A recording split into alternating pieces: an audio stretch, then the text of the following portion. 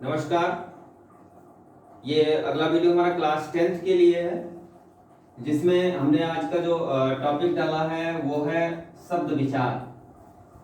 वैसे शब्द विचार आपको पढ़ने की आवश्यकता नहीं है फिलहाल, क्योंकि आपको हमें पढ़ाना है वास्तविक रूप से जो प्रकरण है वो है विकारी एवं अविकारी शब्द, जिसमें हम आपको संज्ञा, सर्वनाम, विशेषण और क्रिया, उसके बाद अविकारी में समुच्चय बोधक, संबंध बोधक, क्रिया विशेषण, विस्मयादि बोधक आदि चीजें पढ़ाएंगे, जो कि आपके लिए जवाब में जो व्याकरण में है पद परिचय, उसके लिए आवश्यक है। तो शब्द विचार पढ़ाने से पहले, शब्द विचार तो हम आपको जो है पूर्व ज्ञान से जोड़ने के लिए पढ़ाएंगे, लेकिन उससे पहले हमने आपको व्याकरण का पाठ्यक्रम नहीं बताया है, तो व्याकरण का पाठ्यक्रम हम आपको बता देते हैं और आप उसको नोट कर सकते हैं।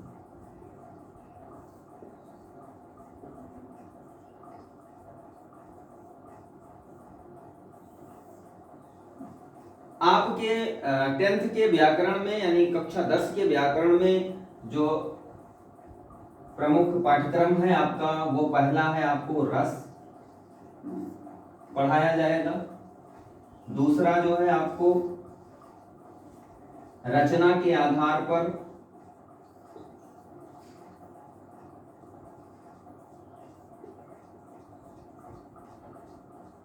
वाक्य भेद,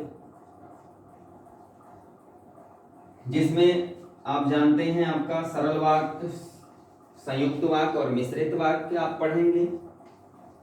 तीसरा आप पढ़ेंगे पद परिचय,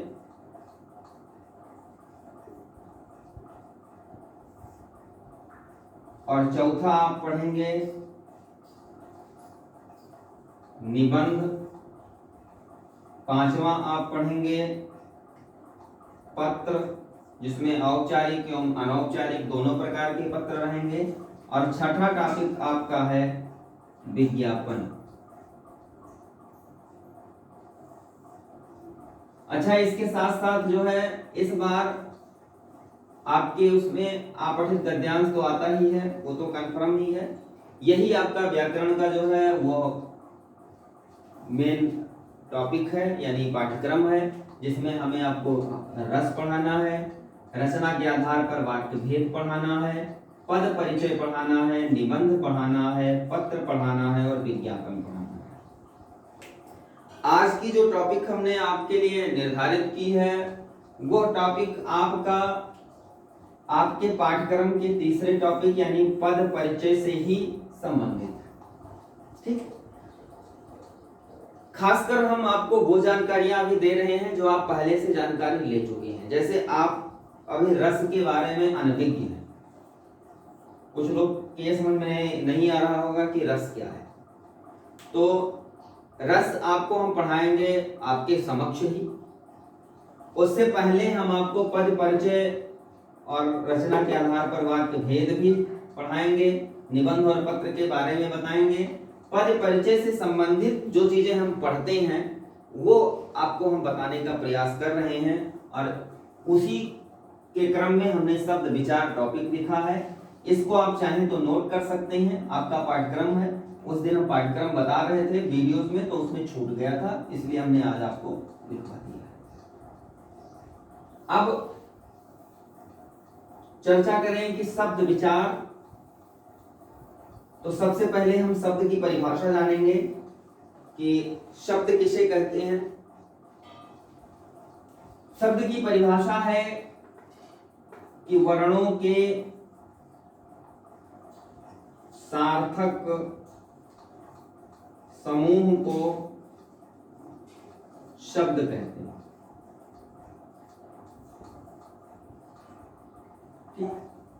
वर्णों के सार्थक समूह को शब्द कहते हैं, यानी सार्थक समूह जिसका पूर्ण अर्थ हो,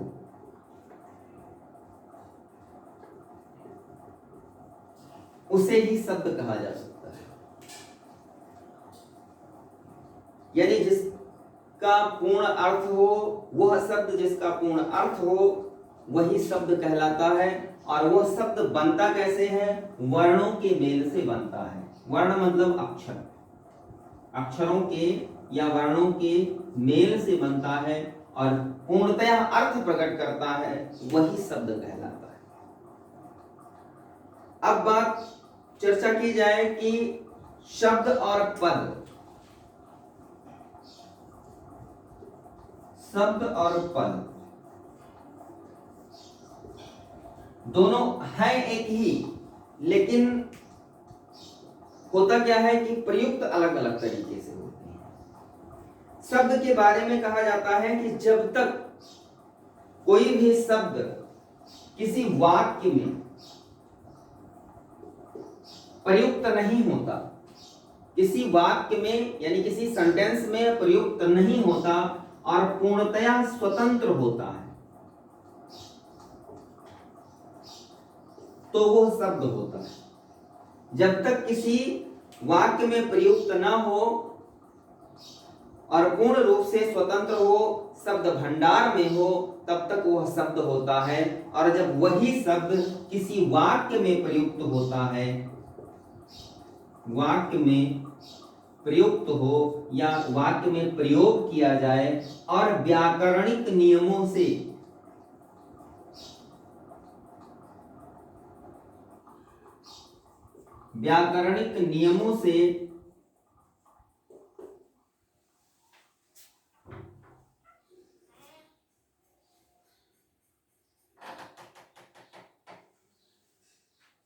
नियमों से बंधा हो,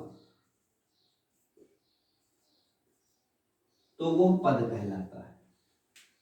यह जानकारी आप रख लीजिए, क्योंकि पद परिचय ही हमको पढ़ना है। और पद परिचय का मतलब होता है कि जब वो व्याकरण के नियमों में बंधा हो और वाक्य में प्रयुक्त हो जाए कोई शब्द, तो वह पद कहलाता है। शब्द और पद में यही अंतर है कि शब्द वाक्य में जब तक प्रयुक्त नहीं होता, स्वतंत्र रूप से शब्द भंडार में विचरण करता है, तब तक वो क्या कहलाता है? शब्द कहलाता है। और जब वही शब्द किसी वाक्य में प्रयुक्त होता है और व्याकरणिक नियमों में बंध जाता है, यानी व्याकरणिक नियमों से उसमें बदलाव हो जाता है या परिवर्तित हो जाता है, तो वह पद कहलाता है। यही शब्द और पद में अंतर है। हमें पद ही पढ़ना है, लेकिन पहले हम पूर्व जानकारी से जोड़ लें आपको, उसके बाद आगे बढ़ाएं। तो ये इतनी जानकारी हुई कि शब्द विचार यानी वर्णों के सार्थक समूह को शब्द कहते हैं, जिसका पूर्ण अर्थ निकलता हो उसी को सार्थक कहते हैं। सार्थक यानी जिसका पूर्ण अर्थ हो। दूसरी बात है शब्द किसे कहते हैं? शब्द होता क्या है? जब शब्द जो स्वतंत्र रूप से जो है विचरण करता है, यानी किसी वाक्य में प्रयुक्त नहीं होता, वो शब्द होता है। और जब वही शब्द किसी वाक्य में प्रयुक्त होकर के व्याकरणिक नियमों से बंध जाता है, तो वह पद कहलाता है।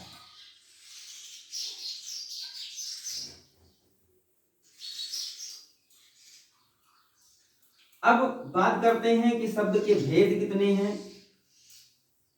तो शब्द भेद पे आइए चर्चा करते हैं, यानी शब्दों का वर्गीकरण।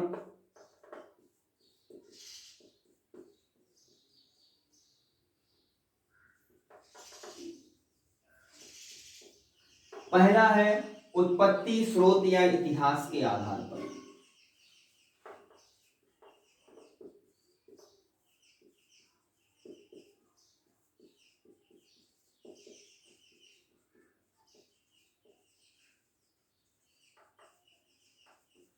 उत्पत्ति, स्रोत या इतिहास के आधार पर शब्द जो है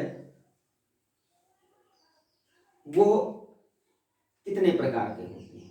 पहला भेद है ये, और इसमें कहा गया है स्रोत या उत्पत्ति, यानी उत्पत्ति का मतलब होता है उद्गम, मूल स्थान, मूल उद्गम स्थल, जहां से उत्पन्न हुआ हो उसी को हम क्या कहते हैं? उत्पत्ति या स्रोत। जहां से शब्द उत्पन्न हुआ है उसी को हम उत्पत्ति या स्रोत कहते हैं। अब इसके आधार पर शब्द कितने प्रकार के होते हैं? तो पहला है क्या? तद्भव, दूसरा है तत्सम, तीसरा है देशज, चौथा है विदेशी और पांचवा है संकर। यानी तद्भव शब्द, तत्सम शब्द, देशज शब्द, विदेशी शब्द और संकर शब्द, ये 5 भेद हैं उत्पत्ति के आधार पर शब्द के। तद्भव शब्द वह शब्द हैं जो संस्कृत भाषा के शब्द हैं, लेकिन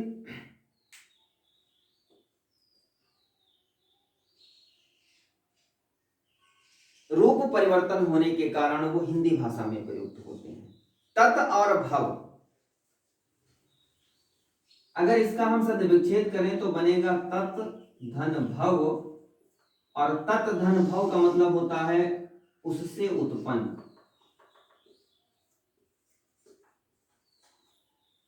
और तत्सम का मतलब होता है तत् धन सम, अर्थात उसके समान।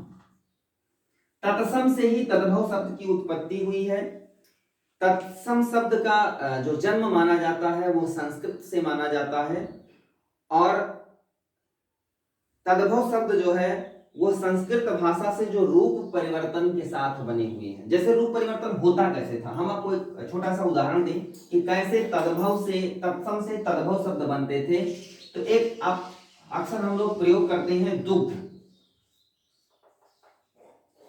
और इस दुग्ध जो है यह तत्सम शब्द है, यानी संस्कृत में इसको बोलते हैं। अब भाषा और परिवर्तन की दृष्टि से दुग्ध कहते कहते हमने इसको क्या कहा, परिवर्तन आया तो हमने इसको कहा दूध।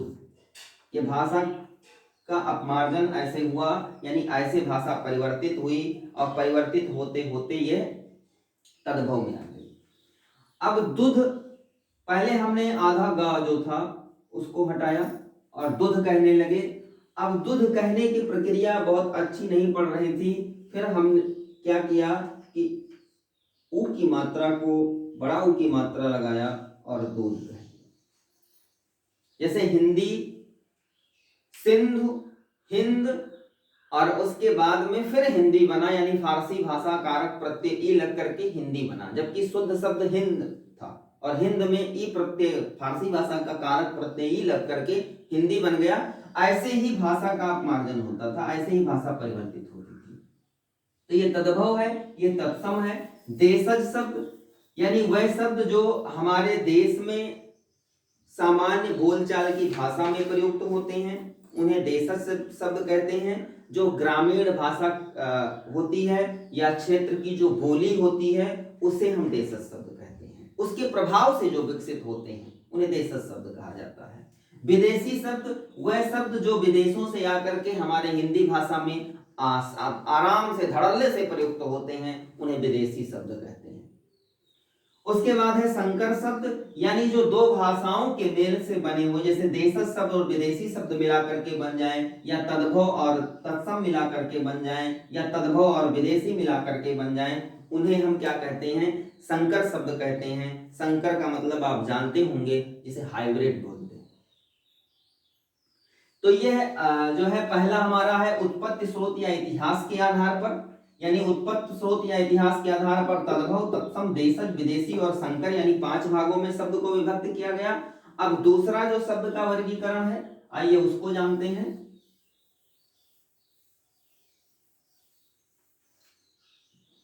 जिसमें कहा गया व्युत्पत्ति या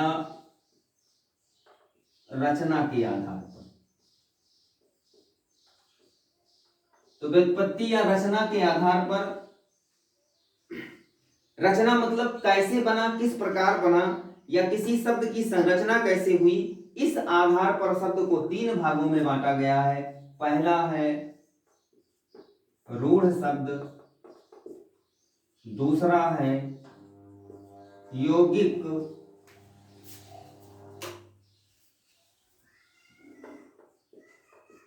और तीसरा है योग रूढ़। ये 3 प्रकार के शब्द हैं। यौगिक शब्द और रूढ़ शब्द। रूढ़ शब्द का मतलब होता है जो परंपरा जो शब्द परंपरागत किसी विशेष अर्थ के लिए रूढ़ अर्थात प्रसिद्ध हो गए, उनमें कभी कोई टुकड़ा नहीं हो सकता या उनके दो भाग नहीं हो सकते और उनका एक ही भाग होगा, उसमें कोई परिवर्तन नहीं हो सकता, उसे हम रूढ़ शब्द कहते हैं। यौगिक शब्द जो दो शब्दों से मिल करके बने होते हैं, जुड़ करके बनते हैं, उन्हें यौगिक शब्द कहते हैं। योग रूढ़ ये दो शब्दों से मिलकर बने तो होते हैं लेकिन अन्य अर्थ प्रकट करते हैं, अलग अर्थ प्रकट करते हैं। जैसे दशानन, दस धन आनंद, और दशानन का मतलब रावण।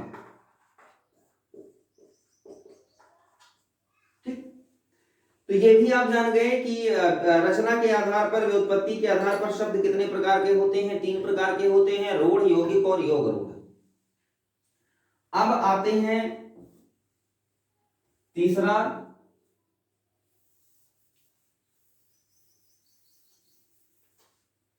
जिसे हम कहेंगे अर्थ के आधार पर।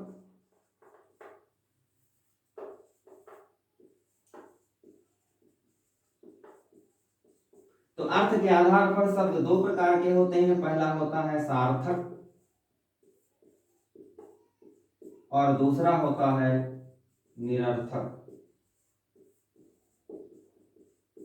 निरर्थक शब्द जिसका कोई अर्थ नहीं होता। अक्सर निरर्थक शब्द का प्रयोग हम लोग करते हैं, किस लिए करते हैं? निरर्थक शब्द का प्रयोग हम करते हैं सार्थक शब्दों की पुष्टि के लिए। जैसे कभी हम बोल देते हैं कि पानी वानी लाओ, खाना वाना लाओ, है ना। तो पानी वानी, वानी जो शब्द होता है वो सार्थक शब्द को बल देता है, इसलिए सार्थक शब्दों के साथ अक्सर हम निरर्थक शब्दों का प्रयोग करते हैं। अब प्रत्येक ऐसा शब्द है जिस शब्द का सार्थक के साथ निरर्थक शब्द भी बना हुआ है। अब सार्थक शब्द के कितने भेद हैं? सार्थक शब्द में कहा जाता है कि पहला होता है इसका एकार्थी, जो एक अर्थ प्रकट करता है। दूसरा होता है समानार्थी, जो समान अर्थ प्रकट करता है, जिसे पर्यायवाची कहते हैं। तीसरा है विपरीतार्थी, जिसे आप विलोम कहते हैं। और चौथा है श्रुति संभिन्नार्थक,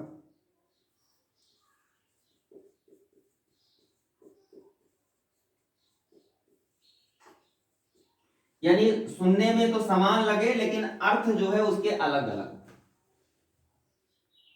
उसे श्रुति संभिन्नार्थक शब्द कहते हैं। इस प्रकार से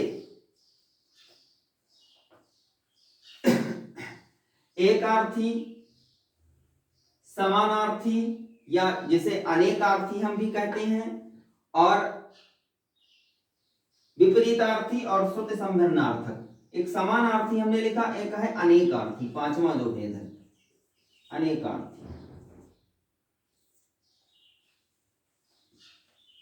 जिसके अनेक अर्थ हों, शब्द एक ही हो अर्थ अलग अलग हो, उसे हम अनेकार्थी कहते हैं। तो यह सार्थक शब्द के भेद है, निरर्थक शब्द के कोई भेद नहीं होते। तो ये तीसरा था। और चौथा आपका जो सबसे लास्ट है और इंपॉर्टेंट है, जहां से आपको जो है आगे हम कोर्स में बढ़ाएंगे, उसको आप जान लीजिए, जिसे हम कहते हैं प्रयोग के आधार पर।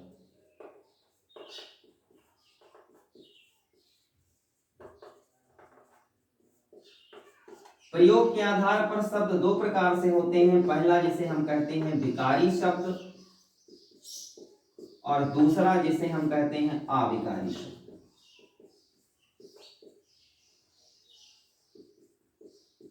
विकारी शब्द यानी जिसमें, जिन शब्दों में लिंग वचन क्रिया और कारक आदि के प्रभाव से विकार उत्पन्न होता है, उसे हम क्या कहते हैं? विकारी शब्द कहते हैं। अर्थात जिनका रूप परिवर्तन हो जाए उसे विकारी शब्द कहते हैं। विकारी शब्द में पहला आपका आता है संज्ञा, दूसरा आता है सर्वनाम, तीसरा आता है विशेषण और चौथा है आपका क्रिया।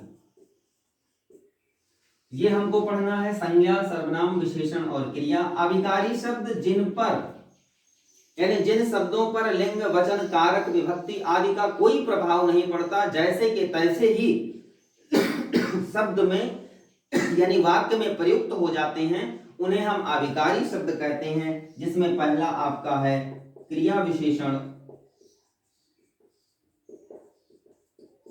दूसरा है समुच्चय बोधक,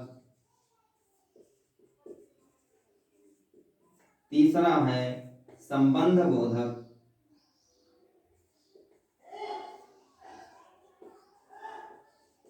और चौथा है विस्मयादि बोधक।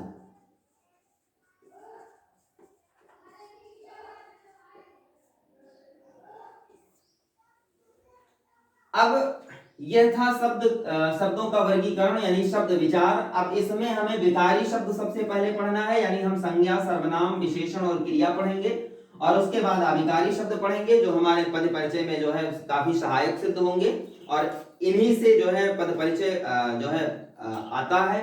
तो ऐसे पढ़ते हुए चलेंगे। अगले वीडियो में हम आपको संज्ञा से शुरू कराएंगे। तब तक के लिए धन्यवाद। Thank you.